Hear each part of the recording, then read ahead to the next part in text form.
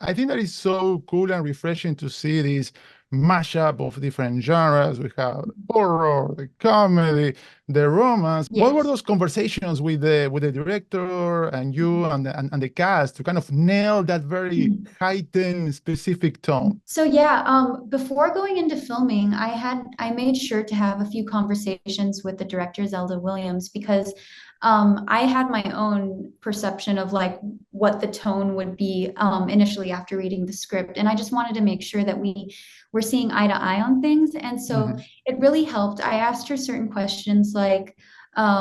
What type of movie, what are the movie references that you Mhm. pulled in creating this film? What are like the visuals? What do they look like? Like I had her show some pictures to me, mood boards and everything. I also asked her like if you could create like an album, a Spotify album of different songs for me to listen to. That way I Mm. just get an idea of like the tone and the sound of everything. So I made sure to do my homework and like really understand the exact tone that they were looking for. And you're right, it's a tricky balance between the comedy, the suspense, the romance, and everything. And I think she and Diablo did so well at it, and all the actors. And it was so much fun doing and balancing that. How was it for you to submerge in the crazy technicolor that was the pop culture landscape of the 80s? Yeah, so some of the movies that I had to watch in preparation for this was Ferris Bueller's Day Off. Actually, Zelda said that Ferris Bueller's girlfriend in the movie is a good like character example of who she wanted Taffy to be. Aside from that, I also watched Beetlejuice, Death Becomes Her, and Yes. with the music and everything, I started searching like 80s pop culture because I wanted to be able to get like the inside jokes and the references that Diablo was Uh-huh. making in the script. And so I did sort of a deep dive into 80s pop culture. I even like watched a bunch of videos of like people from the 80s dancing because I wanted to understand like how do they move in the 80s? How do they talk? What are things that they are like interested in, a high school student, especially during the 80s?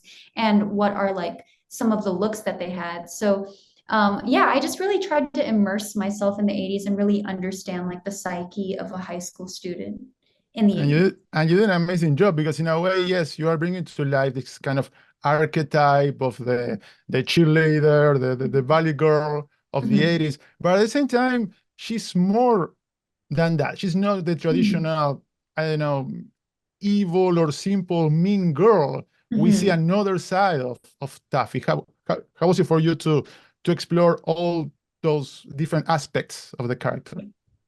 It was a lot of fun for me because initially when I read the script, on a surface level, you kind of see that Taffy is kind of made out to be that stereotypical like evil stepsister or mean girl who pretends like she's sweet and is the girl next door and everything. But then Mhm.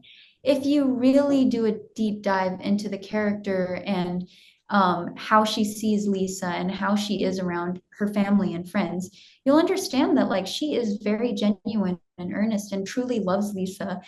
She has her moments where she says pretty forward things, especially when it comes to the physical appearance of a lot of people. But I would like to blame that on Janet, her mom. It's her upbringing. Like she For doesn't sure. know that she's being mean. It's just she's saying it like it's a fact. And that's kind of like the ditzy side of her, but it normally comes from like a good place, good intentions. Like she's all love, she's all support for the people that she truly loves and cares about. Is there one particular scene that is especially memorable? And how was it for you to watch the whole thing? What was that reaction?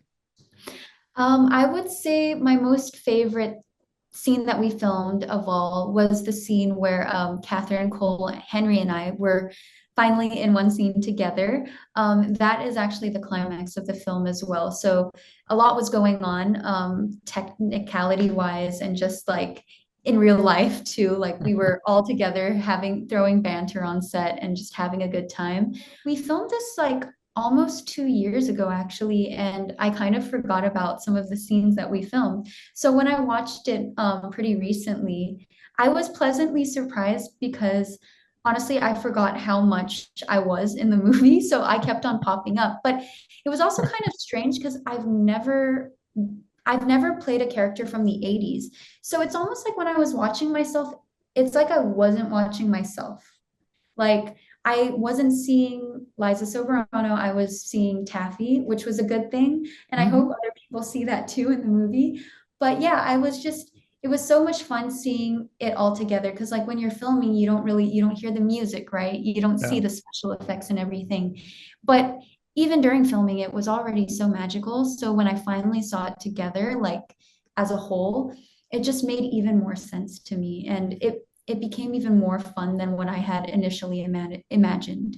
I'm a geek, I'm a nerd, I'm always thinking about science fiction movies, superhero movies. I wonder if is there a particular kind of comic book hero that you would like to play, your universe, DC, Marvel, how you see that? Ooh, okay. I've always wanted to be, I've always wanted to play like a superhero character.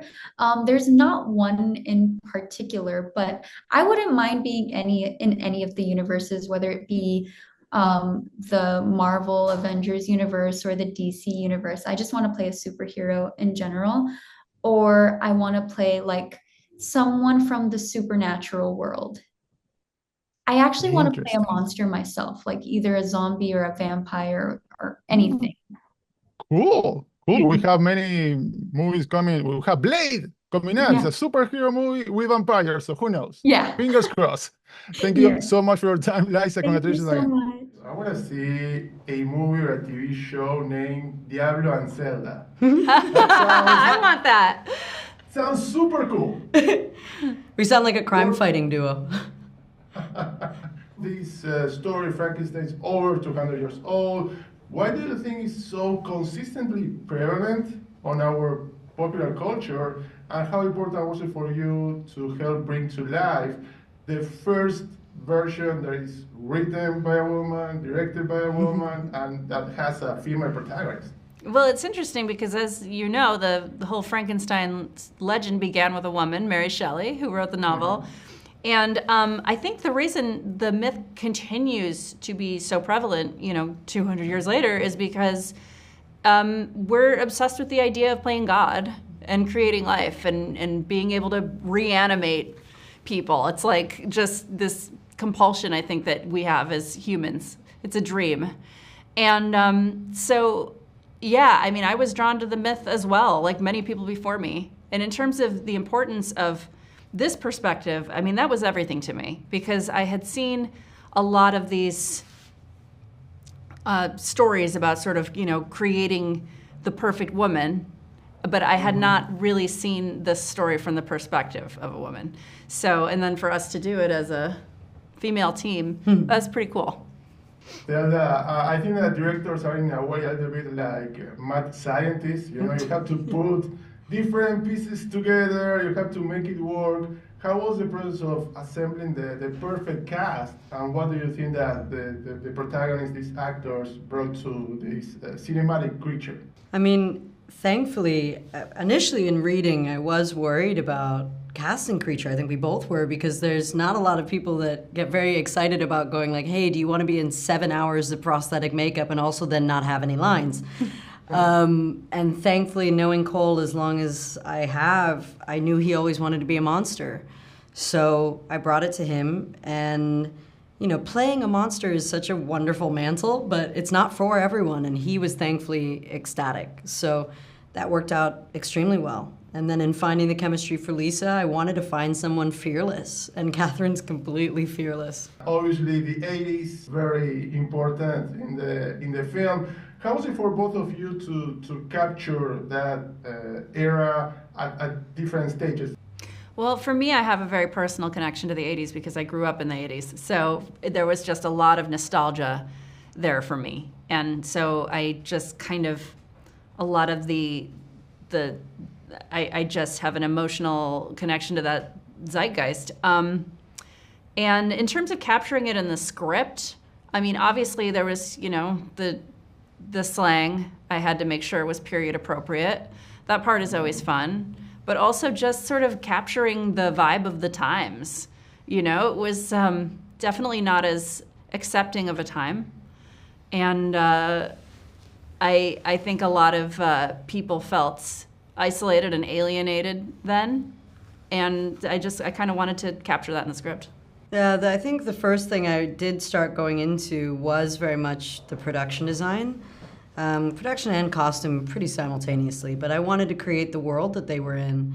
And as well, like, just from even the level before that, when we were pre-development, I really did deep dive into the 80s movies I love, because the tone and pacing is just different. When you're not using some of the flashy editing tools that we have now on things, if you try and just play with what they had at the time, you wind up with a very different toolbox, and I really enjoyed trying to give myself a bit of that challenge. I really love the pacing of 80s comedies, so I approached a lot of that, for sure. Fantastic. Thank you so much for your time. I'm looking forward to that show, Diablo and Zelda. Can't wait. Can't wait. Thank you so much. Nice to meet you. Take care. Bye.